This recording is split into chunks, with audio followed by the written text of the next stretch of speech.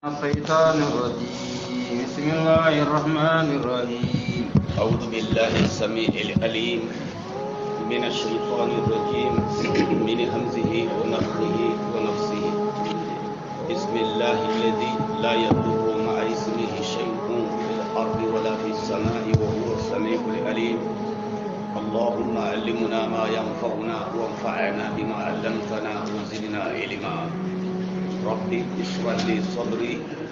ويسر لي أمري واحلل عقدة من لساني يفقهوا قولي هو يوم الخميس لا بسنكوتا سنقصو يتم بلند السكو وجيني أدو كمان نقصيتان نقصيتو سينا نيرولي من هجرة المصطفى صلى الله عليه وسلم نعلم ميلادي عن نبي الله ستيري تنمو جاتين دي وجنو هلي تمبل رسينا تمنون دي إغا يقصو سكاندي تمنو فيلو والله كان سبحانه وتعالى هو كتاب كما كتابك لا يأتيه الباطل من بين يديه ولا من خلفه تنزيل من حكيم حميد نسأله سبحانه وتعالى أن يوفقنا لما يحبه ويرضى. نعم. سورة الحاقة. تفسير سورة الحاقة. الحاقة اسم من أسماء القيامة. قياما تقندو بانم بيان الحاقة. أوجل لي النبي قال سورة كنو ننتي دين القرآن دي. والله أنا مولنا قياما غريتانيا غير هذا سورة يقولون القرآن دي. كنشورو قراتا جلانجي ولدو. أنا وانغا خياما براني الحاقة أنا بقول لي سورة بنوغو ينقم مكة النبي هرغو ينكاني تنكرغ دو آية نهيل. نعم. بسم الله الرحمن الرحيم بسم الله الرحمن الرحيم حروف نتملكم كلمة نغتي الحاقة. الله سبحانه وتعالى دا نمو بتداوما الحاقة كو تكبل لجن تنغاسو الإلحاق كني فنان كتانا نيانغانا لغانا فوهما تقادا كندو بقني القيامة نكني كوي يلحق جميع الخلق فوهما يومكي أنقرا أنغو كرامولي أنغا تونو قيامة برا سوسرنا يقوي سرين تبانتني أنتانيا نسرين اللي سرين تامو تيرين نانسيا إيغانيا كونو مغبانا كنونيا با أي سرين تسرين تيرين كي وبانيا نسو جولي كيبقى كون نسو أموركو هم بيقونيا نسو يا غيني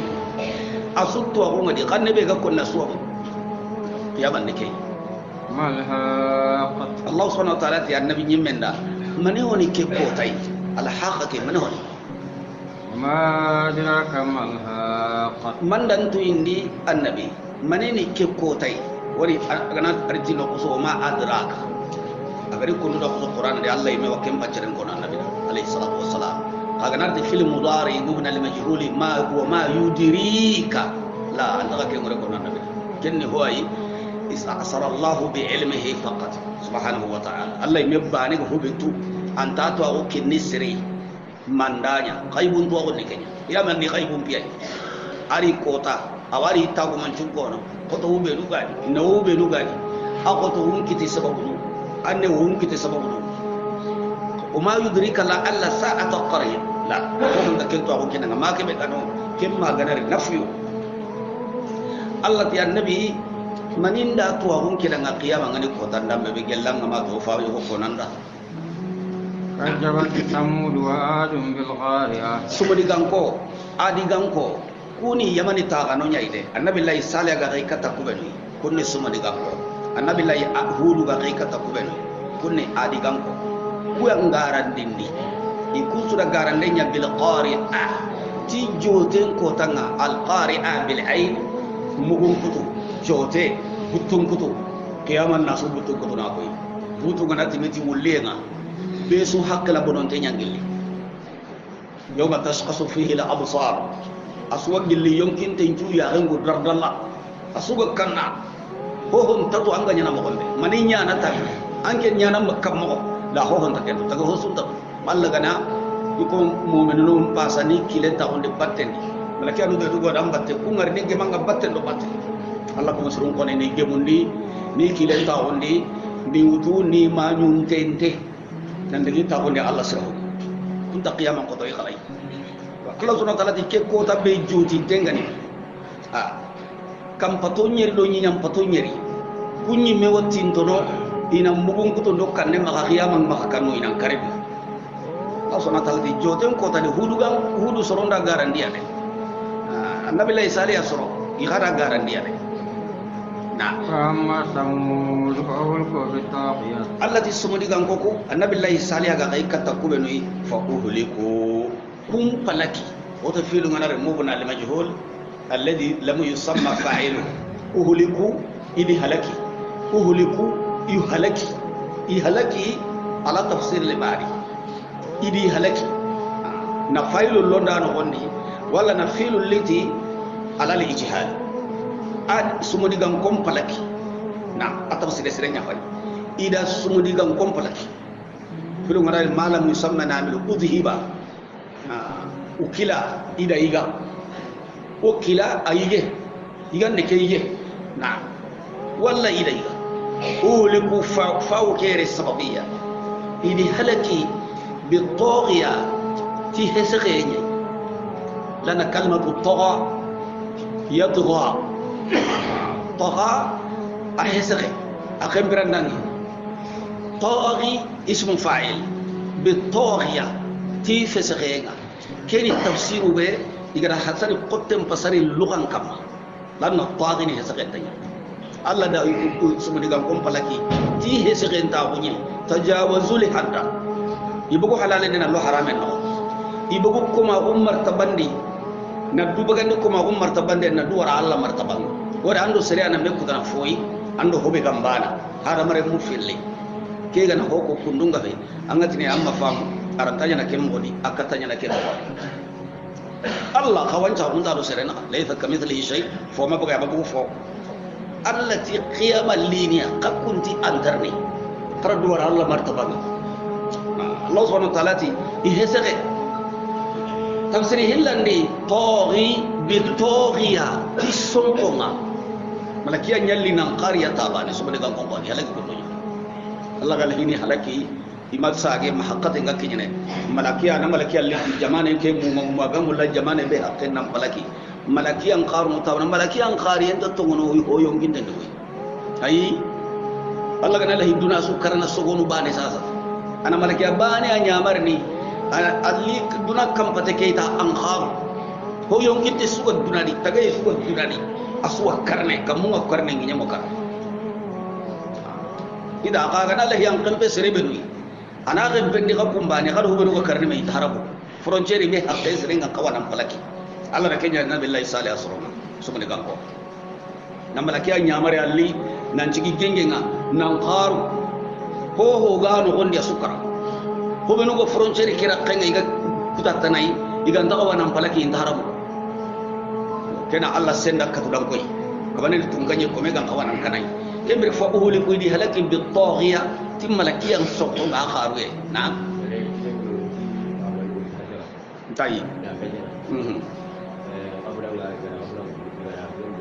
tayi subhanallah sorong na kan kasai masyaallah agara masyaallah kebeko nanti seroda yada endo hesagenda bari nokku kuma sunu be go makai ga fure mbuluno na yoku kurani yoku ko na hesakai ga kanne mutu afso ngabe na ho bulu ka ini kureng sabe dere gatim na lakiatiri ne na no ngari ni isaba inam malakian ko do hure ke kanne mutu subhanallah arna fami sirali to Allah subhanahu wa ta'ala sireni ko kenya halle Allah rawa malakian ko kanne mugo ni kenya mane suya sunakka yo kiga kaburan jaga idanya masih ke penti ya juri awan kenne Allah da ara ko masuru suturi wori ko masuru ngano ko burunya ndake da bari ara wani ne hure kay meni ko masirenga kamane madunga na hure bujuka kenya Allah inta hure kay menyi no inta kabur ko menyi no yo kamane ngakko mo gabe ngalla ko mo buren ko gabe to kono ti ko masirenga ana ko masirenga ben ka halaki ti ko mo burenga Allah do kam de kene aha ango birene Allah kutano naka Allah wandi su halakin ko awandi su halakin aga nala hira kana awi halakin an kenta kisine de nandi su halakin arawisu tokono nga tanke ngano Allah ko so ayano ko qur'ana makkan ko iya da yake di kan randange ati annabi da ike Allah ti halakini na to imen wa khafarge si murni andaro kahir ko yo wori muslimin lam puntu ko kuntu ni makka iran dhara tunan di tan salama mai walla nyaga na walla nyaga wala khafari murno Allah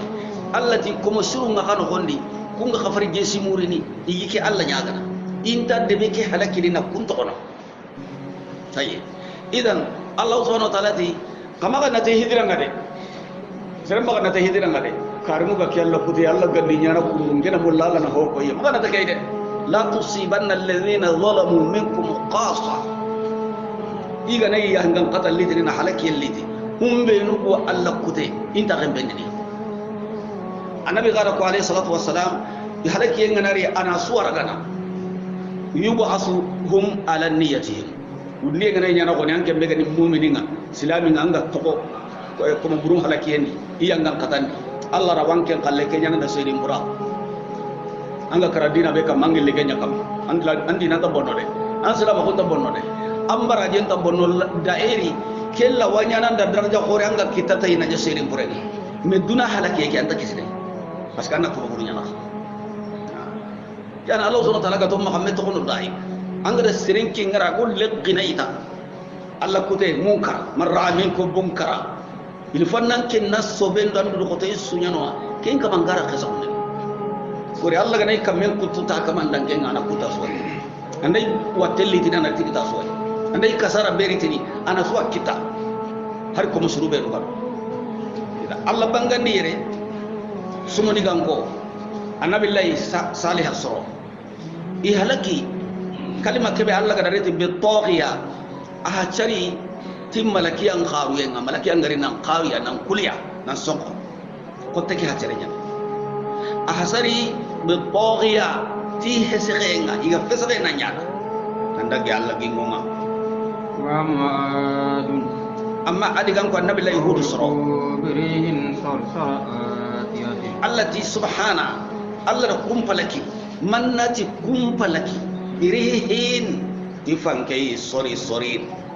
amulle mulle ngani oti sorry la ila khatab sir kuni illa illa anna lugan dia bisu sorry shadidul barq adigan ko Allah kada fanke ke beriti fanke ke mulle nyani sorry mankanga na hore gani fanke ke do mankanga nyala ta fomu ko koy Allah subhanahu wa ta'ala to di halaki walla idi halaki tifan kai sorry kengani mankanga na hore awyendi mamullen kote gani atiya addanginde gani ati angari ajiri waya sahan dendi nan dalla gada ho hori dana kejene Allah ibira ken ko qur'ana de kullu shay mawzuni kamme be gorini hanke be gawru asu kejene malla gada adi gango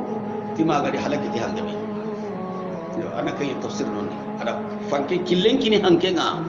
ado Allah ta'ala gada nabillahi nuhu duwa unjabi agada killen ngara jinkani nyamarum kini kamunga na fallaqam nyamarum kini nyenga na kille guji jinkani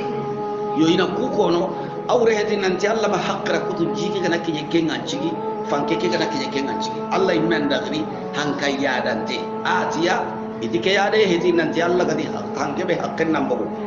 ko aga kinye kenga hanken dangi kendi aba la me hanke kedo sembe do khudo be gari wala Allah ko kuna kununya goyi Allah ganati hanken na no kumbe halaki hanke ke wo sembe kabadwi na butte ka hudwi agana kamme beriti halaki nya kanne maka amma ri jibe aga dariti tufanu ngamen halaki yanda ngani agana tarikhu no bayado kisanu ita ya haji ka hi nagilli ugati ni kebe da geji walla sapiji wori kamul nyindi jimu Allah ti nyenda anjimu ho bagandi wutu ibulahi ma aki kati kamunda kan waya sama ekle kamunda atokun anjikut batte dal khari ji yang kante kebe ganyi nyenda wa hinna khutunu haramare mu be lu bunyi nyenya kan kamai gadi yola tage hono be gadi halaki hari sannan nyadai khotun kamai furum kamma kenya ciki idi to faru ngame ngadangi anda ho hore suwal benya hale duna su halaki gundu ho jidu ganke hobe gani birene dongan kama asu ankara itu untu ankara me ngame ngakawa anta hoho walla anta harmara me hure walla anta jidu ho hure walla anta fobirante yonkinte nanda hure mbai anta kengal wari jinga yara hari hubenu hurenga sabu hari tubenu gakhemu ada sobbul wadde dele ñen kam mani khuray bane daga ho ngame nganari gulle nganan no humbulu aga na kuti anya nga gulle no senge bane dele ida allah subhanahu wa ta'ala da khirikiyai adigan kom palakiti fanke sorry amul len khote gani manati sorry man khangana hore gani wara allah ko mo benu agi isellete ni kayr nu nyangan katandenga yo butu amiga manka jahannama ni kenya sami'ulaha shahiqan wa hiya tafur nah سقر عليهم سبع ليال Allah da fankeke khaya ikamma urunyeri وثمانية ayamin husuma ado kiwusegi imera batuntengali husuman mutatabi'an asdar idan ita ajope sokobanye hisabu ngaba ganena koyanga nanti adigam ko halaki ajope sokobanya ki hana uron nari tagai ki filandi uron nari tagai anyame nellen aganya mene kota be ken kota kiyenga gnu hanken cigi donc kiyen ko tinyana segu uron nyeri kenni koyenti mandenga kenni hanken gara joppa kota kebe ayille ni kuti ken kota ya gara joppa kota kebe soba biton nyeri timme ken kota soba na nyille kontine nay ma kota kiyenga gane anakati jana segu yawmal khamis lenki kudo lenki biton cegi nan timme il faut ala kama sérieux nakai ala kama janon nanya fillo koy ananya ko bitu sen ida allah ga samaniyata ayyami fanke ke urunde gara joppa kota be soba ari nyame ken kota kiyen khanu halle kenna kiwu segi kita ado urunyari timmande na فترى القوم فيها صرعى allah taala ti ibadu dunya na meide husuma imera batundo hari samun je makita ni sokunu bane allah tanga sorong allah ke halaki no gondi sorry i hankante sur'atun hankanya ni haramare munna meraga na me fanka angara kebe hanka ke ani sur'a masru'u allah fariya ko alayhi salatu wasalam laysa sur'atu bishadid inma sur'atu alladhi yamliku nafsahu inda al-ghadabi ati igo khoro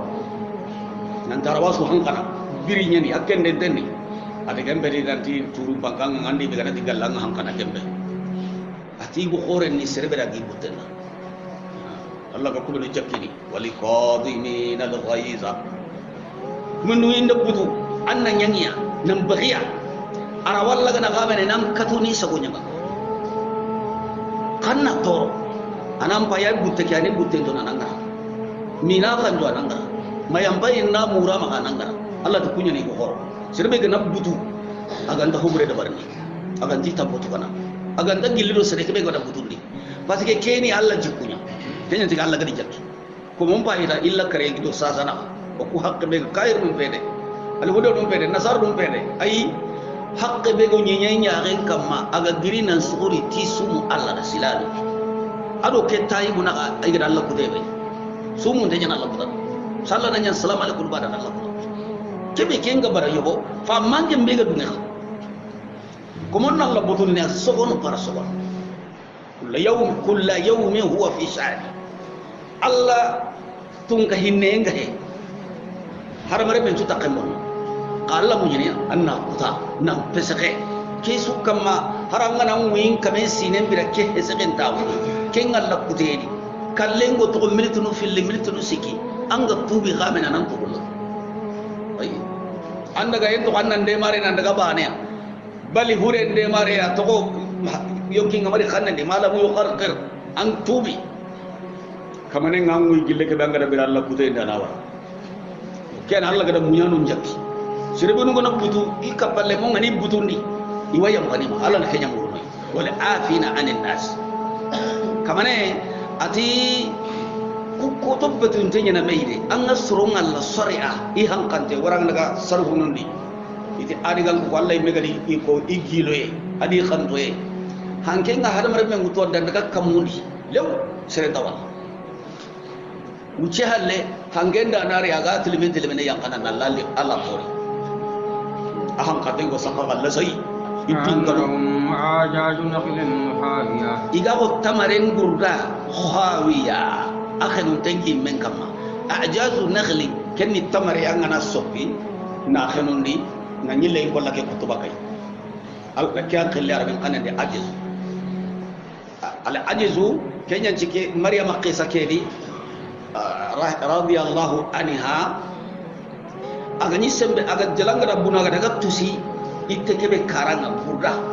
wari itte gana nya wasiki atoren kutu tenga bakay kingendai ken khilliara solinga kanande burda ni yani ajiz nakhli tamari kawante nyani kingendai toren kutu tenga bakay akawante ati adi gango anganari hurunga sakaira kundunya de ikan to indi giloye bani suwa wangara tamare ngutu kamundi na warai ngollan kama khawiya akhenu tengi mendi fahal tara lahum baqiya Allah subhanahu wa ta'ala ti annabi nyemmenda angari ida kuttaiba wuro kunga to gelli imma tonu be Allah subhanahu wa ta'ala gadi halaki namma batte to ya kabane nga hinene duna dum kono ngale ayina tenga ko dunga buru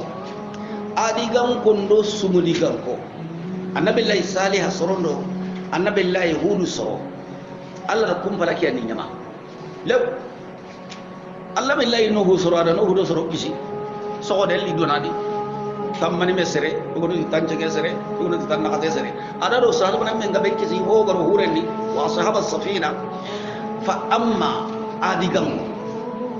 sumu digam ko Allah di khabira supreme nar qad law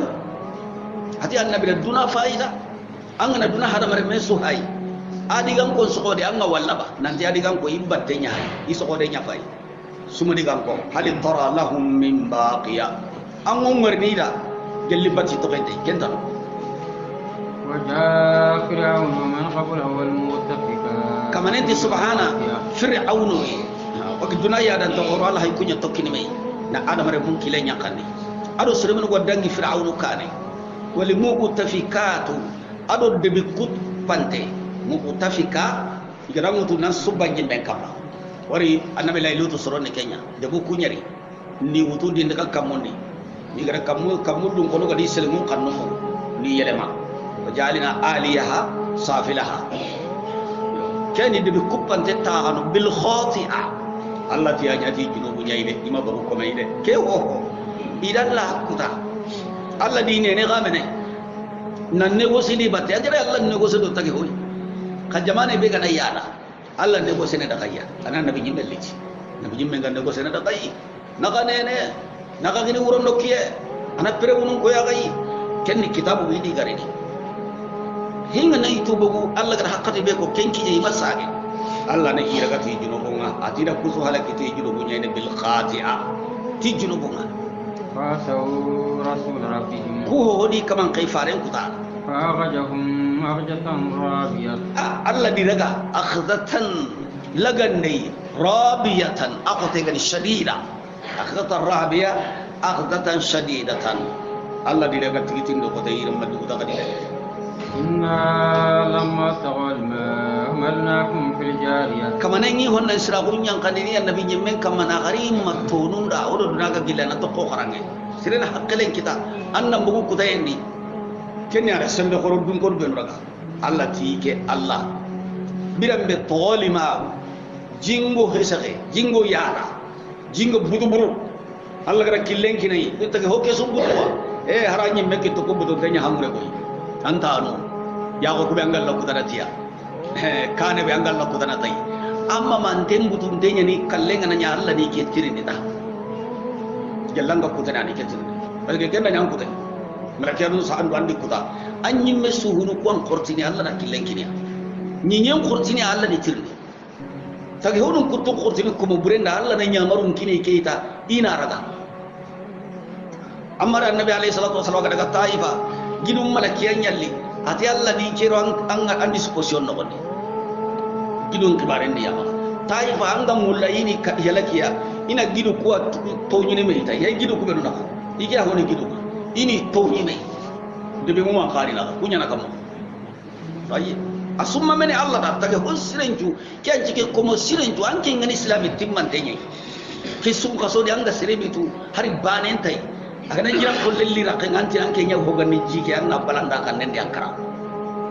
parce que amasu hari banen tai amara baka butu Allah da Allah da amara ni kenya harangara nganni andan ken nganni Allah nan tugana parce que am baka butuwa ko mon nenga ni ki Allah kutana bara o men da ko men sirani kai an ga no ko be Allah hokkutene Allah bati yenta nyara awaddi kan Allah tahiba kani me addigin tenga ngambutun tenne Allah wanda ke butte kala ide anan tugana ya parce que Allah batu ambutu Allah an taqda lillah birambe toli ma'u jike heti nan ta ya da de aga butu nan ya da katta ko mun ko be do ga Allah kuta Allah mani ga kille kine ha kallahu subhanahu wa ta'ala gati killen kinin tenga nganye killen kinin tenga amman kamu jindo sembe nyambu ado fanka nyambu ado buttu gore nyambu kenya ciki tanga nay nuhu soro jinga kumase igati jille de serebe ta honti anga na garbasu angarabasu ndeke anta ke allo ni nyenda potre bakamure anga nan tam barti bakat ado jinyamba kenna kumase nan ke nyime hidaya nan tam tarabasu bakamure nan mutun nan daga ngajik wai abutun tenne Allah da ko bongara kuta Allah ga nyamarum kiri ke kibutte gadi jinga haqqati be Allah tibani hamalina kom oda ko adam re muto fili jariya hurenni diga Allah wannan shirawo mai ina so halaki haramare me so hoden na sanki pegu walli ni annabi nyimme ke yimme bane tokota iga da tage honju bu ashat adama so hoden ju adama bane di mogobe ira ni so hoden ki ju bakka nuhu di kununga nani sere makisi kainai min haramare men jo hoden nyimme supur me lew ina tage hota na taga na rakabate ni duna kai ke Allah wannan jirawo ida ga so hoden mutu hamalina kom anda bari serbe gara hunyam ba amma da ampa badan kisima da anko hodo da kasre hananda ada nyanya da Allah da khitabunya ko annabi di sahabatu ko ganyi nuhu huren ko annabi di matodu ko ganyi nuhu huren hamalina kom ko da khawt yebo yanyi o yimme men wanya ko da khawtu fil jariyati fura qur'anan di jinkamma linaj'alaha lakum tadhkiratan kudo onanya hawum mufradun muannas ke be hayl linaj'alaha يعني سفينة نوح لأن السفينة مؤنث لنجعل سفينة نوح كلنا نوح فوري كينيا قد تذكرة سمني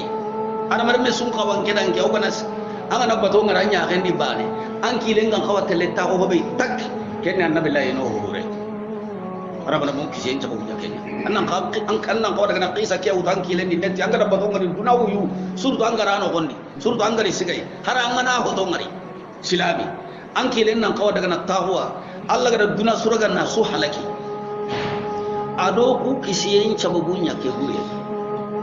wala ni bathar kamane tidanya do kenya wata'iyaha wujunun wa iya andro ngadi toru natanga wata'iyaha udhunu toru natanga al adanu kenni tuindende udhunu kenni toroke yo kenyeme wa'iyatun tanggandanai wa'iyatu kay sama fa'il turun na tanggandanai turun sunduk nanya tanggandana igala diga mebe bugu iha kalenga tokonuhu qisani halake nya do mani halake nganya Allah da duna suara ga cijinga o ko hada bare mo ga duna do ko to ko duna ni kammo o to ko sababu kan nangari an kilin nangari an pakalen nangari Allah subhanahu wa ta'ala tidak batun to duna ya nyinyang konten kam makada ngani tadhkiratan simmai ado turun kana qisa ke tangga nei na la kami medana hakle sirkinia wa ija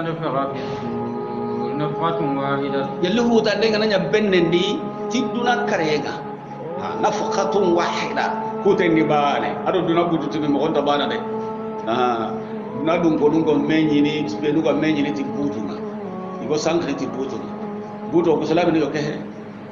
ay salami yo kehe di butu ile muno batano mushriku illa kapano nyana jinnan khiliti butu na butu hedi salami yo kehe kule salami yo kehe salama kunta hawana kumara ora nabi alayhi salatu wassalam sallu ngari salli ghille ngari madina annabi da sahabun ko mai ne sawara sabo no ida bashi waran da bari kenna ni salli gille mari ay amayanka amanya mari nan kini annabi itona menyi ni salli hakati nga nabi misiden paka nyame misiden tagi nyame wana salli hakati tunu kammo gelli salli hanado la kasarango ni sellaga uturo no so no faji wana menyi ni kammo ko hodi ara en kodi karama har mare menya ga hobe antini ay keda wari dogon ko khallay da nyakundu sere hanoti ti o ya ga ngali hudi anu butu nyana kuma butu ina kenya tinne ayya nabi ti ayya ko hodi keda ko hodi ali kenni al huda nya yoke la e way ti iglisi ko mun nasara no chrétien ku hulenya ni magade igati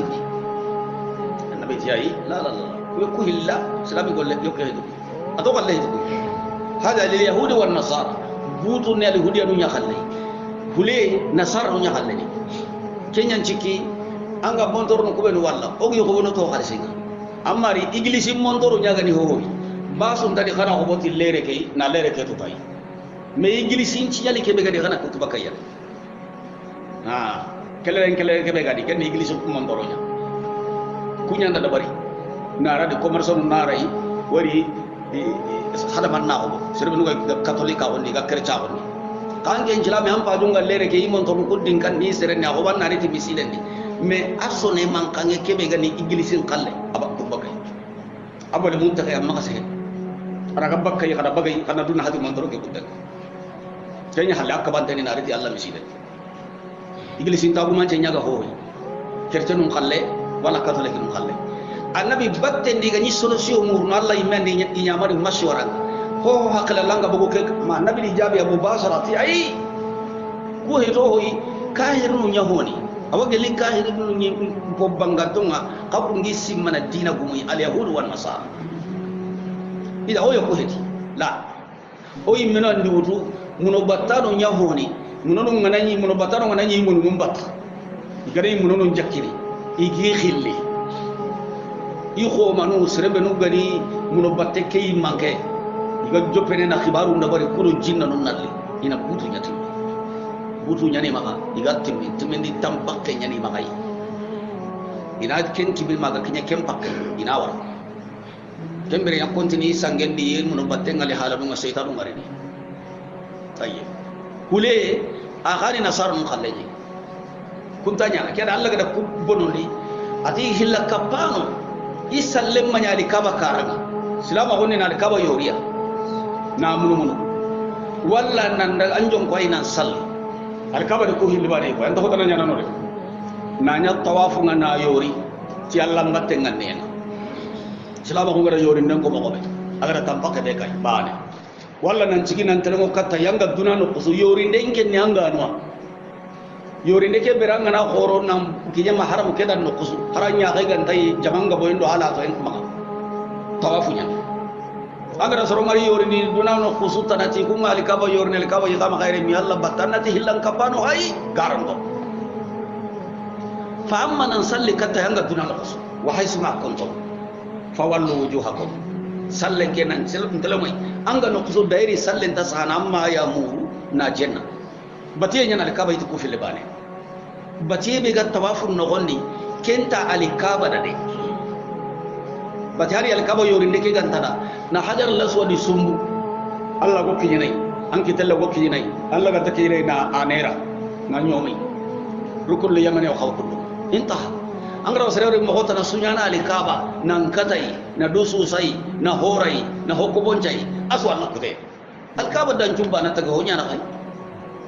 Allah ga dati an ke ngani o ha bai wannan batu kedi to nan jallar nan cumanda inta aga tan nan yakke pa kun kine kedi tan na batu ko Allah batinya an kina hakun kine kenni a hakkanya ni Allah na ke kompe sigindi ni batinya ngoda tagumance ino challe kata inta andal ka bai me batu la ida Allah subhanahu wa ta'ala awasene ikomonda halaki samantunganya suru halakin tondati sababu no beni Allah wayna kunja buguno ko daga ngene ati ila no hure ke to maka kudu hada mare men ngana bato ngari ambiri en kutten islami nya gana anya ken ken ka so bato kam mata abotoniyo adeseniyo ay mejateniyo an kile na no hisabu dirati am bakale na Allah gada duna su halaki tabane be kot kenni abane angat kedi khisa qorenya torungan qawa tangana ugan qawa no qisan qaranga meda torunna mugu haqqalun namugu hinan toqadi komi saybe kile wa ya ngana ware huren kamata anna wajitai na Allah subhanahu wa ta'ala ti jallihu tendenga nanya bennendi kenni duna kare nafqatu wahida agani hotendi bani butu ngana timiti duna kare hotendi bani وهملت الأرض والجبال إلى نيموت وحملت الأرض إلى نيموت والجبال ودكدو فدكتا دكة واحدة إلى جري بانه ودي تمبنا كي الله دي تاكي هونو الله ما سبحانه وتعالى قد كنت غني كانتون دي نيام باتو نيري الله سبحانه وتعالى تي نيامرو كنا كني بوتون تبيندان غدا تيمي تابانه نافوده تابانه كوتي طيب ati hona nyinye ke uto humilatil ardu ya batul mubna al majhul nganari Allah watini nyinye muti nyinye ndo gidun cuuti tabane isu bome tabane walla ida nyinye ndo gidun cuuto fo dukkata ne hilli juri dakkatan wahida agadi juri bane de nyinye ke mu mamu tabane na juri na toni tabane sunya ko benga antanya hillo ide timindi tano hilli he nyinye ke ga jurni tabane sogonu bane no gondi nan kati ko bomo koti tabane suwanya na jurai ko be na يوم يجن وقعت الواقعة Allah diken ko tanya ni nyanga nanganya al waqi'atu ismul fa'il al waqi'atu min asma'il qiyamah idha waqa'at al waqi'ah laysa li waqi'atiha kadhiba al waqi'atu ismu min asma'il qiyamah nyanga na nyake kota igani nyanga na kebe garane nan tantarni yawmul qiyamah atanga na gari gada nyenyen cusu ko me tabana ko kaman kullin gulla na kara kati bomu ngata bane so do bane no gondi butun timin dem palle tabane nyanga nan banya ken kota i qiyamah bagari ken kota i وانشقت السماء فهي يومئذ واهية Allah dikam mun kabore ke butu gana timi wawli hali wali halu wawu gani kenya nyammo ko ngakundu gananya in shaqqati sama kam mun kabore nam kuti kuti fahiya kam mun yawma idi ken ko tawahiya alam punte idi wahiya teppankunya kebe ga bakkai leppangol nyangana ngani teppankunya ngollini mandai lepp ko tolle ngollini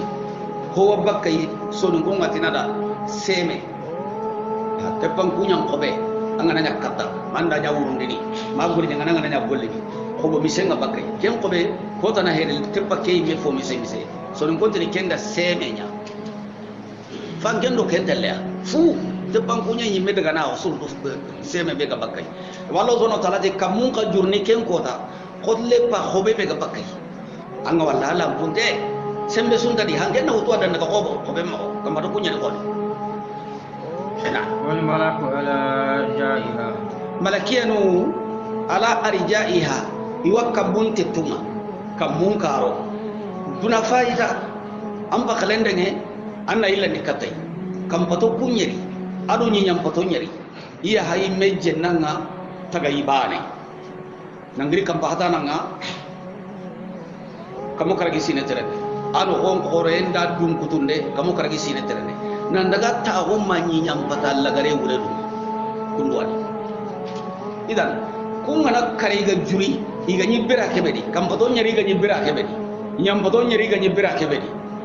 Allah faren kada ko sallallahu alaihi wasallam ati ga daga kamundi durumun na ati sahuran takkamu gedi durumun na ati sahuran tan malakiya nyaga da afakanya ni malakiya na kamu ngote na ure kamu ke fay wotte ne like be ga kam farenti alayhi salatu wassalam atara wotte be ga dale parce que like be hali malakiya non qantoye igboye anto tan drumu nakati sakura duro nyini kamu ke di malakiya nyaga dale amba kale ngolli ni kam bodo nyari ga nakare kam bodo ko nyari malaki dan ke malakiya njaba ina men nyam bodo nyari malakiya be ga Allah ada kenya ko wal malaku ala arjaiha malakiya dum yori ni do kamunte tuma ken kota Allah ma daga ratana kiniya kamu ke gani hakke kebe ni ina nyori da karonga ina dawrunya walla jakkini walla subhanallah in kono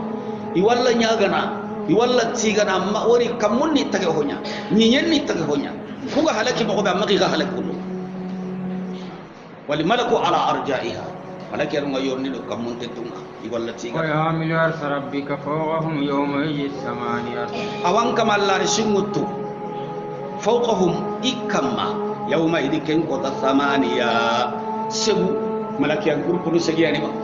malaki an segiyani malaki an japanu segiyani malaki an pasonu nasi onu segiyani ma alla ra kurkunu samaniya wari al arsh di tage honjuna la resuriya la resi di tage honya alla la resi tage honya kat tage ho susuna uriya tage ho sunda la resi kam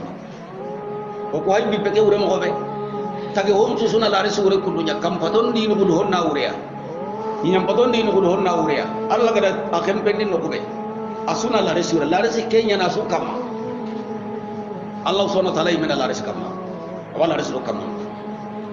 يعني قدنا عرش الرحمن الله يمنع غيرك على عرشه ولي تجهون جسو أسكره أسكرا أقول له قرني تجهونه بيلوي يقول تقو حله أوكا هني كون ما يغنى يريه ملك الموت ولكن قرقوسو أسوسو غنا كرا أسو يمكن غرقه يمكن نرقه أنا تقو جبريل وميكا وملك الموت anati malakul maut atoko koy anati atoko anke ngalla tunga bunyai adi ke komonne do ke komonne fulane anati ayo kellaga al arshi akarne koy taga honya atoko mani malakul maut anati kamane atoko anke ngalla tunga umbane kebe gandanya bane adi ke komonne jasande be famure anata anyo kellaga anyana anyo kellaga karama ngada sogoni tadangini لا يعصون الله ما أمره ويفعلون ما يؤمر ملكين تجي كل كيا الله ده يامرون كيا وانا بربي ملك الموت غني يوم كيم بارتي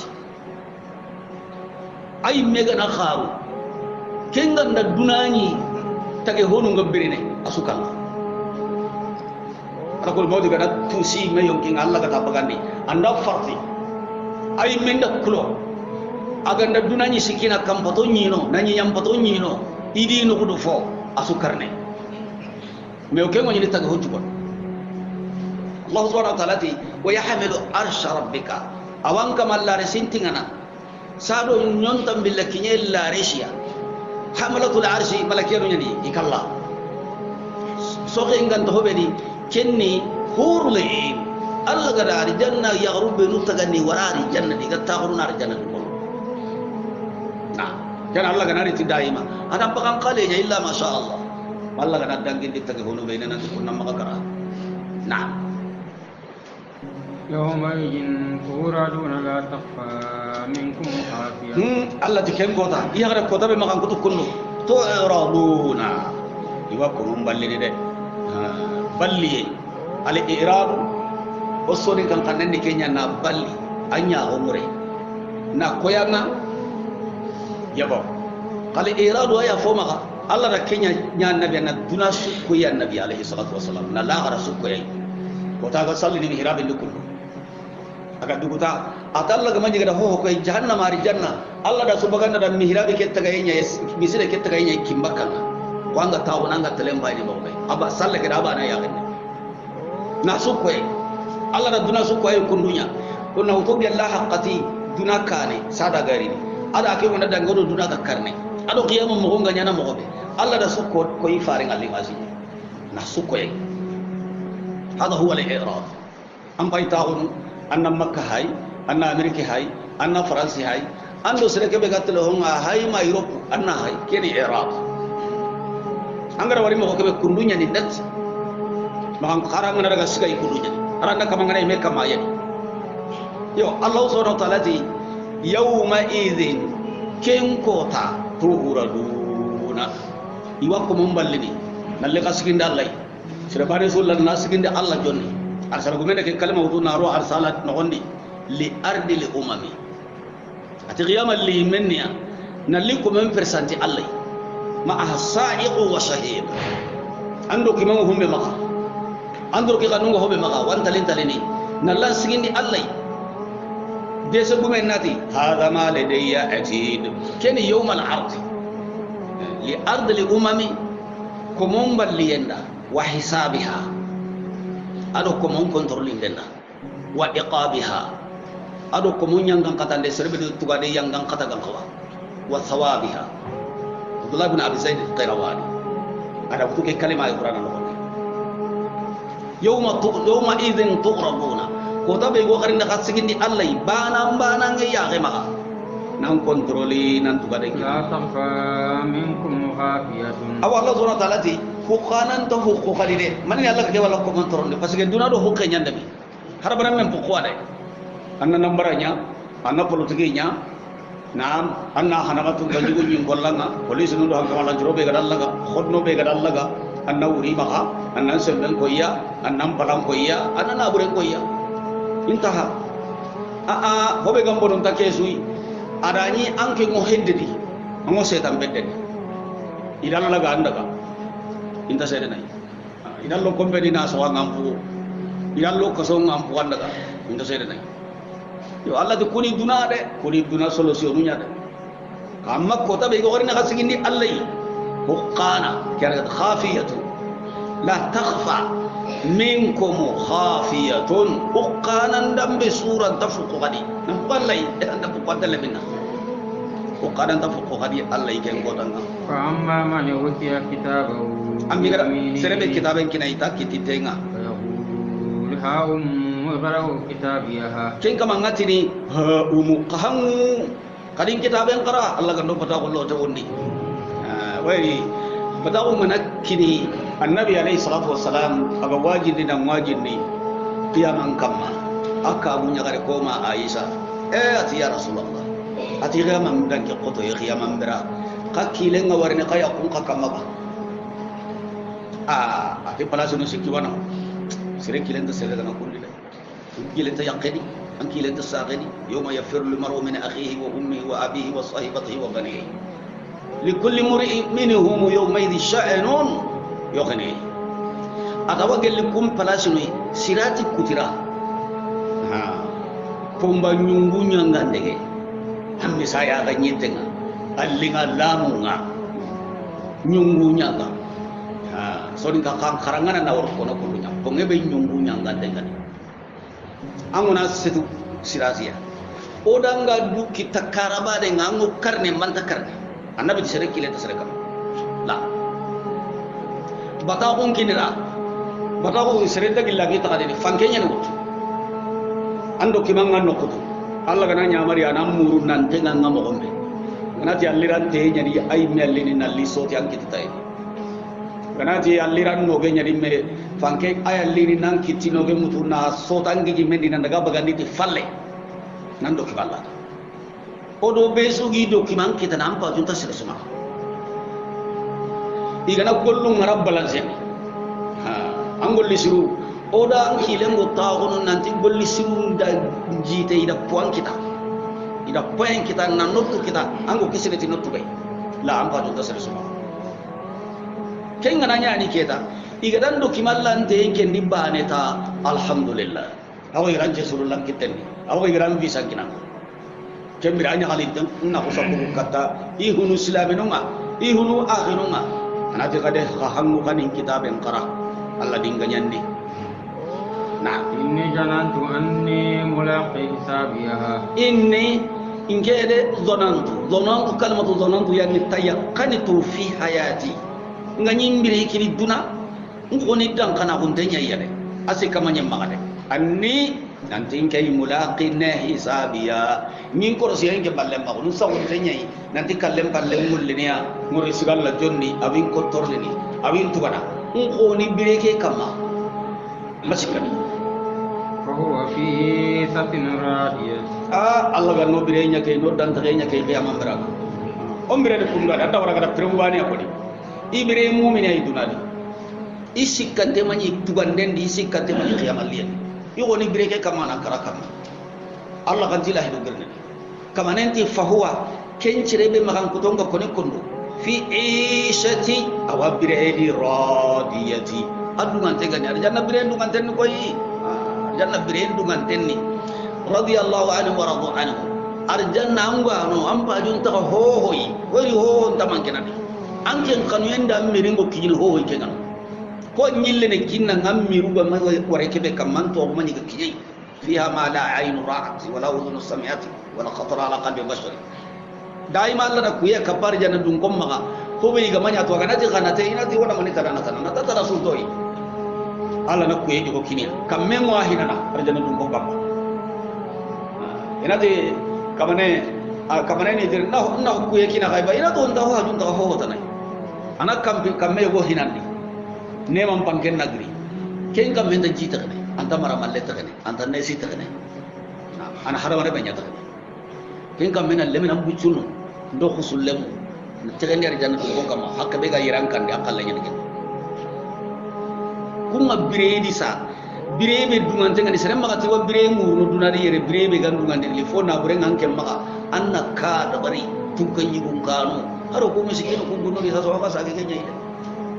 na yogo to wi nani na yogo to ko kaso na tambo na fa kan tambo ngayo go ina khilli batunya bara amma remme anda ba jabbu anke ngam tampili tanji ke million ko ben jigide nanyi ko lamma ne sabu ujunun tambo ngayo go iga khilli batunga na ya gundi silat yere hedi dungere ko anta ho kitare ho be ga gemang amono isa kama kem mbare no gondi adi ken president gombedi ro jille natta kanga mangati hiduro he kana ambulance he gelle ga tel do do kanga anta kayle na ridu bana ngana ki no cakai kabana li utu bakkan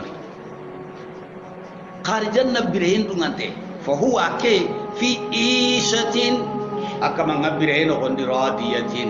adungante kembire dungante nyimbe yani balle tanya nai في جنة عالية arjanna dia urugin tengani ken arjanna kallamunde قطوفها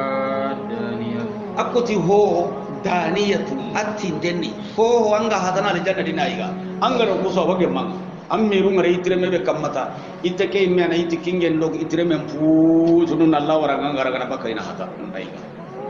atti dengo sahunte taunte siginte anggan no ko sugama hata je nanti wonda ga zarranga wannan daga kenye te saka tanna ilemme hata bakaya pada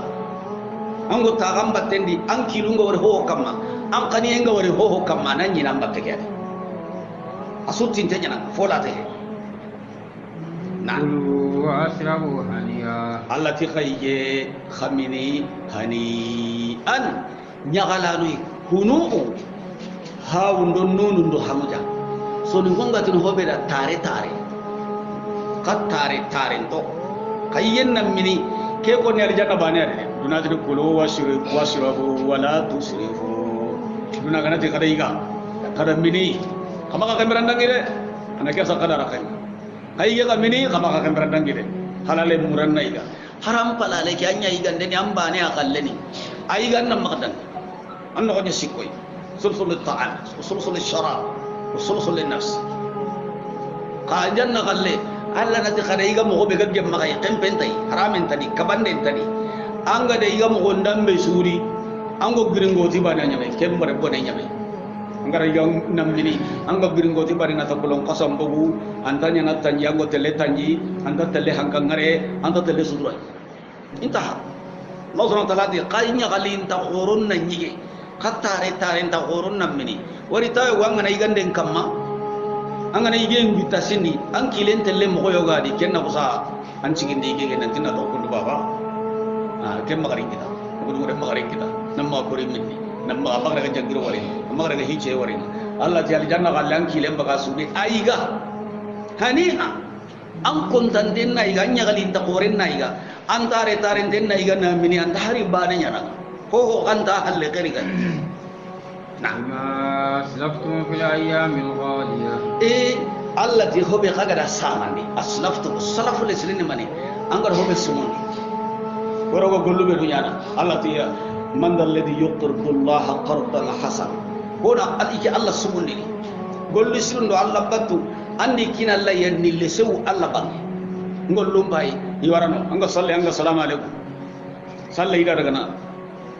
أغنا نيامو غنشرني أرغي atale kamunya ina daga ka hankon tuma Allah na leso wandano matukan den kota golli siren ko tenju akui Allah na tibbi matiwo be aslaftu kaga da samandi amare wana ibanga gure lemenam purena ori lemena ku junar janna kahir remme islami remme mushrik remme ho benu ko kala ni to imabale lemena to nawni hodo tawhini be ga girallai kumbire kenya kamma yaga kara batienti kamma mangana balai awan koro nan kama ta gelli sino nyari anan qarangondi anan qarna fu anan jikundi daeri ando katunde kan kono be manan katu sharia katunde kai famma inda kara yabo kasrebe no sarano ngani islamino oni islami gol amara hawan islaminya ayan kinya islamino nakasan kana iga islami gurenya na mogosuni khedo hotano hadi sumbana bani ani islami nga asara non di bani ni kahiri islami no nyanki pene ama ani islami haben ni kahiri wa junta haben ma aba ani islami sagen ni kahiri islami no gana remne ke golle islami ko kete kam ama ada haba sudi kahiri nya honta le mene ke islami no ganta tu senai kaganta tu senai ama hurenga mo be ama kahiri ke kaganta tu senai haba kahiri ke hurenga mo be kaganta tu senai ke inta ida allah subhanahu wa ta'ala ogana islami le menya goga duwa ngada onda aslafutum allahumma ja'alhu liwalidayhi zukhra wa salafa wa farata ndawari helu siki zukhra fo le seunde salafa fo samante farata warikane ngo be wallankane so dinko nati kana raho nan lebene kenya baraje ya sar non pillida farata warikane zukhra abarajen na nyabaraje le seunde yawmal qiyamah saranu ngajina salafa ananya ho samante jadi katana salafu saleh sere sere samanto salafu ko be gadan cha allah subhanahu wa ta'ala ti allah nari jandung kunya kali ni turullu mum gundia arjanna ke be sere gollenta kitanjo jonkonta serema inna sil'ata allah ghaliya qalla ni nyagali ni aljanna no gondi nante kada ke kita bimati honga aslafu tumu kaga da ken samandi kawi danginte ndi kaga da gollu be do golli fil ayyamil khaliya ko ta duru be no ko ta dangi to al khaliya yani al ayyam al madiya tunan ko to ko be do dangi de aga da wuccul ko be do birano kada lambatu be no samandi kumbire wuno gondi kunya sarawum ba kada ta woni ki al janna na wa amma man utiya kitabahu bishimalihi abbas rebe digada kitaben kinai bishimalihi tano gengana biji memboto nan daga kinai tifalle laitani lamuta kitabiya awati ni halakiyenja ya laitani yayi ke halakiyenja lamuta kitabiya hari kitaben ngam maka kiniya hari gan to duroi dokiman maka kiniya yannan basida ke kitabe mali hada kitab hisabiya wala mu adri hari ngam maka tuyi ma hisabiya manini kurosin denga hari ngam maka jahada maremme ya fay ki ada kana hari ngam maka jahada maremme iga kara ko dabari iga wullita wullen tadi crossing den tadi tugan den tadi iga nyajamalu iga nyaite ita iga dikku muswangani bi wullen tadi crossing den tugan den tadi iga ma control itu mani honi document bi gan tadi lamuda kitabiya hari gam magi kitaben kiniya hari gam maga to hobe do crossing den do control ya laitaha kanat alqadiya al maut wanda suke be gara ille kata al maut kalle ayiti ay ille kata hayatu dunya hayatu keni muannas iti mufradu muannas ke ille kata ila dunya lanna dunya muannas awasa kana kata kusu ya laitaha natanga kalle kebe ga dokkari dunadi kanati ken kalle ganya al qadiya kitana qadi timanda na fingan timme kenje ya wada to ka karam dunadi tanya me kallenya me wullen takadi ikena tang Allah ganda hinu kampe de kenga uban taka gelle krosin de gal tadi tukan de gal tadi ma qana anni maliya na burgumen ni sunni ki Allah ganda na burenga ben kinai serenda daga bada burga ben kinanga de akila ngade angam pungo serebe ituna de kenga ben nyani de gelle miliari hada bare be gamban na untanga angam ban na ko da serega ben ngade kam mo angam be kunna burga ba kunga nyai ho kebe gamma ga fo kitta di angka garum Allah tara koi angka kini miskinu ma koi